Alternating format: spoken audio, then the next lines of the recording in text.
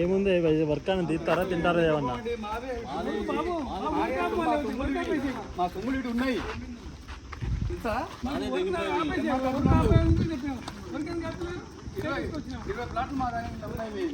ఉన్నాయి మా ఉన్నాయి ఇంట్లో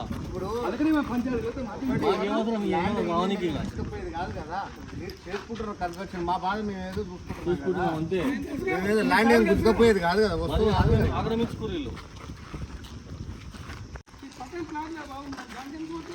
పక్కకి ఉందో ఇది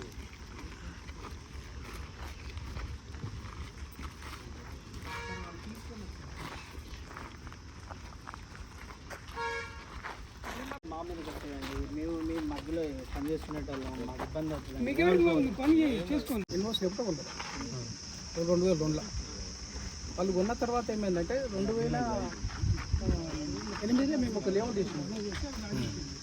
అయితే మాకు 2017లో వాళ్ళు వచ్చారు. 2002లో కొని 2017లో వచ్చారు. మేము కొన్నామని 2017లో వచ్చి మేము అప్పటికు పక్క లేఅవుట్ చేసినాం. వాళ్ళకు మాకు బార్డర్ డిస్ట్రిబ్యూట్ జరిగింది. అంటే మీ ల్యాండ్ వాళ్ళ సర్వే నెంబర్ వేరు మా సర్వే నెంబర్ వేరు వచ్చింది. అని అప్పుడు ఒక ఇష్యూ నడిచి అది కోర్టు దాకా పోయింది. పోలీస్ స్టేషన్లో కోర్టులో పోయింది. కోర్టు వాళ్ళు మేము వాళ్ళు కోర్టుకు పోయిన తర్వాత కోర్టులో ఒక అడ్వకేట్ కమిషన్ ఏర్పాటు చేసేది. ఏది కోర్టు సర్వే అయిపోతుంది. మళ్ళీ కోర్టు ఆర్డర్స్ ఉన్నాయి. ఎప్పుడు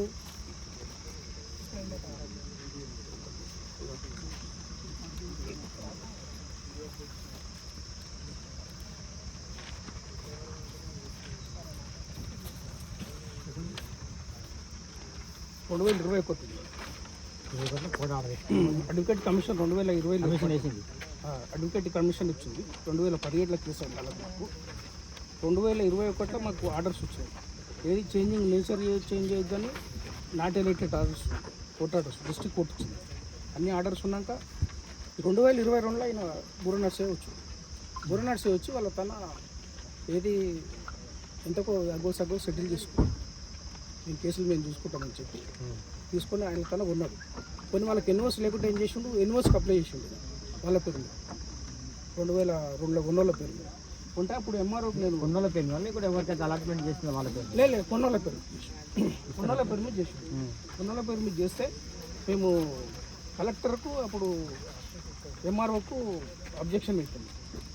ఒకటి ఉంటే కానీ కాపీ అప్పుడు రిజెక్ట్ చేసాడు. కోర్టు కేసులు ఉన్నాయి ఇలా మేము ఎన్ఓసి ఇవ్వమని చెప్పి ఎంఆర్ఓ రిజెక్ట్ చేస్తే అప్పుడున్న కలెక్టర్ను ఆయన మేనేజ్ చేసుకుంది. అప్పుడు అధికార పార్టీలో టీఆర్ఎస్ ఉండే ఉండి అప్పుడున్న కలెక్టర్ అమయ్ కుమార్ను అప్పుడు కలెక్టర్ ఉన్నప్పుడు దాన్ని మేనేజ్ చేసి ఎన్ఓసి తెచ్చుకుంది.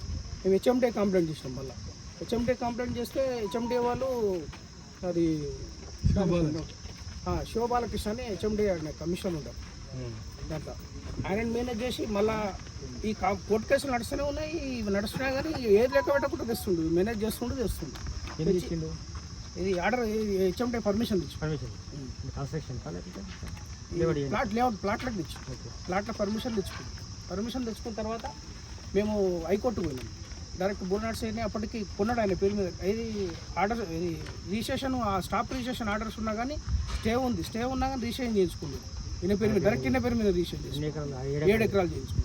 జార్ ఇన్ఫ్రా ఈయన ఇద్దరు కలిసి చేయించుకున్న తర్వాత మేము హైకోర్టు పోయి ఆయన పేరు మీద డైరెక్ట్ కోర్టు కేసు కూడా హైకోర్టులో పోయింది. స్టాప్ రిజిస్ట్రేషన్ ఆర్డర్స్ కూడా తీసుకుంటాం.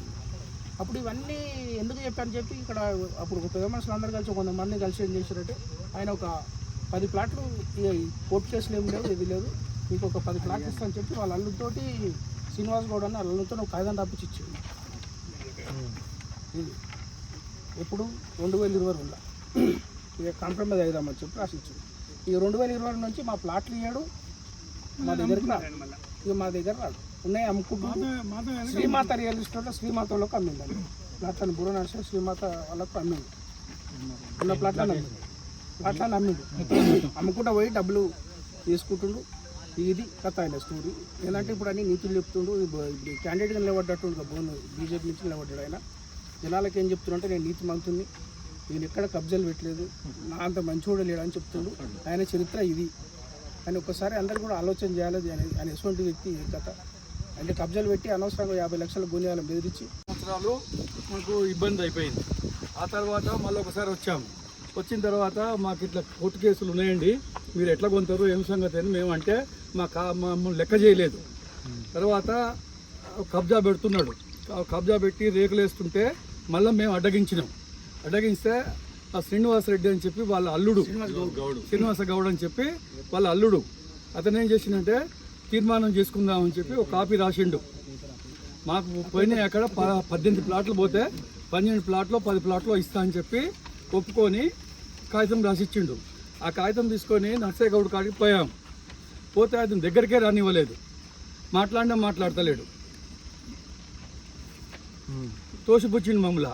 తోసిపుచ్చేస్తే మేము ఎన్నిసార్లు తిరిగినా కూడా దొరకడు, వాళ్ళు పెద్దోళ్ళు, మేము పోతే కేర్ చేయరు, ఇది పరిస్థితి. కాబట్టి మేము పల్లెటూళ్ళకి వెళ్ళి వచ్చాము. తలా ఒక్కడికి 24 మందిమి, 24 కుటుంబాలు బాధపడుతున్నాయి. కాబట్టి ఈ 24 కుటుంబాలకు న్యాయం చేయాలని మేము కోరుతున్నాం. చెప్పనా? హలో, గతంలో మేము 2008లో ఈ పాసమావలో 87-88 సర్వే నెంబర్లో మేము అందరం, మా అన్నగారు, మా సడ్డకుడు, అంటే మా ఫ్రెండ్స్ అందరం కలిసి 10 ప్లాట్లు తీసుకున్నాం. భాస్కర్ గౌడ్ గారు చేశారు ఈ వెంచర్ 87-88 సర్వే నెంబర్. మేము 2008లో డాక్యుమెంట్ చేయించుకున్నాం. మేము అన్ని కడిలు రాసుకొని మేము గతంలో మేము చండూరులో ఉంటాము, నల్గొండలో ఉంటాం అన్నట్టు, ఎవరింట్లో వాళ్ళు ఉన్నాము. 2019లో మాకు ఈ బుర్రనర్సే గౌడ్ వాళ్ళు అడ్వకేట్ నోటీస్ పంపించేసి మా ప్లాట్లు మొత్తం డిస్మెంటల్ చేసేసి మాకు కేసు పంపించారు. కేసు పంపించినాక మళ్ళీ మేము ఏం చేసామంటే మేము కోర్టుకు ద్వారా మేము హైదరాబాద్ కోర్టులో మేము రిట్ వేసాము. రిట్ వేస్తే ఆపాంగు చెప్పారు, దౌర్జంగా వాళ్ళు మొత్తం కబ్జా చేసుకొని అప్పుడు గతంలో బుర్రనర్సే గౌడ్ వాళ్ళు టీఆర్ఎస్లో ఉన్నారు కాబట్టి అధికారం ఉంది కాబట్టి సిఐలు అందరూ మేనేజ్ చేసేసి దాన్ని యాక్చువల్గా 7 ఎకరాలు, దాని పక్కన 162, అది యాక్చువల్గా అది ఫ్రీడమ్ ఫైటర్ ల్యాండ్.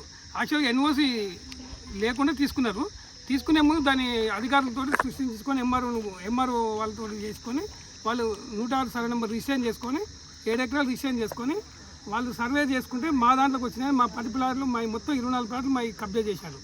మేము గతంలో కూడా చెప్పాము, మేము ఇదే 14/6/2022 ఇదే చెట్టు కింద వాళ్ళు బుర్రనర్సే గౌడ్ వాళ్ళ అల్లుడు శ్రీనివాస్ గౌడ్ వచ్చాడు, మాకు 10 ప్లాట్లు ఇస్తాను ఒప్పుకున్నాక ఒక 2 నెలలు సార్ తిప్పించుకున్నాక వాళ్ళ తర్వాత నేను వేరే వాళ్ళకి అమ్మేసాం, మీరు నా దగ్గర రావద్దని. అసలు మేము సార్ వాళ్ళ హాస్పిటల్ పోతే కూడా మళ్ళీ నిలబడే మాట్లాడిచ్చిండు, అసలు కూర్చోమల్లే ఏం మాట్లాడి వెళ్ళిపోతున్నాయి ఆయన. ఇప్పుడు అధికారం ఉంది కాబట్టి అట్లా చేసింది సార్. ఇప్పుడు మళ్ళీ సారు ఇప్పుడు ఏమంటున్నావు, బుర్రనర్సే గౌడ్ నేను ప్రజల మనిషిని ప్రజలు చేశాను, ఇదే కదా సార్ మా ప్లాట్లకు మాకు ఇవ్వమంటే ఇస్తలేదు. మేము అట్లా కూడా చెప్పినాం సార్, మాకు 10 ప్లాట్లకు మాకు మీరు ఇవ్వండి సార్, 2 రోజులు కానీ ఇచ్చిన కానీ ఒప్పుకున్నాం. మేము అట్లా కూడా మేము కోర్టు నుంచి కూడా కేసు వేసాం, హైకోర్టు నుంచి చేసాం, ఇంకా హైదరాబాద్ నుంచి చేసాం, లక్షలు ఖర్చు పెట్టాం. ఇప్పుడు మమ్మల్ని సారు దగ్గర రానిస్తలేడు, మాకు ఇస్తలేడు సార్, ఆయన కలవాడు సారు. ఇప్పుడు పోయినా మీకు హైకోర్టులో ఇస్తున్నారు, ఏమొచ్చింది హైకోర్టులో ప్రస్తుతం అయితే స్టాప్ చేయమని వచ్చారు సార్. పని ఆఫ్ చేయమని హెచ్ఎండి నుంచి కూడా మేము లెటర్ పంపించాం అన్నట్టు. ప్లస్ రిజిస్ట్రేషన్ కూడా బ్యాన్ చేయమని ఇచ్చారు. మళ్ళీ వాళ్ళు డబ్బులు పెట్టేసి రిజిస్ట్రేషన్ కూడా బ్యాన్ నుంచి తీసేసి వాళ్ళు రిజిస్ట్రేషన్ చేసుకుంటారు, పిల్లలు అమ్ముతున్నారు. ఉంది సార్, నేను వీళ్ళు శ్రీమాత వాళ్ళకి అమ్మారు, నర్సే వాళ్ళు ఏమంటారు, శ్రీమాత వాళ్ళు ఏమంటున్నారంటే మేము వాళ్ళ దగ్గర అన్ని సర్వే చేయించుకొని కొన్నామంటారు. రీసర్వే చేయించాలంటే వాళ్ళు అందుబాటులో రావట్లేదు. గతంలో 2019 నుంచి నడుస్తుంది సార్. ఇది వివాదాలు ఉన్నాయి, అసలు మీరు కొనకూడదు. 10 ఎకరాలు 7 ఎకరాలు అది కొనకూడదు. ప్లస్ ఇది కూడా వెంచర్ ఆఫ్ చేయాలి, మా సమస్య పరిష్కారంగా చేయాలి. అయినా కానీ వాళ్ళు కలెక్టర్ గారి దృష్టికి ఏమైనా తీసుకెళ్ళారా? మేము కలెక్టర్ గారి దృష్టికి తీసుకెళ్ళాం, ఎంఆర్ఓ గారికి హైకోర్టు నుంచి పంపించామన్నారు. ఎంఆర్ఓ ఆ పని కూడా ఈ లెటర్ ఇచ్చారు సార్ వీళ్ళు.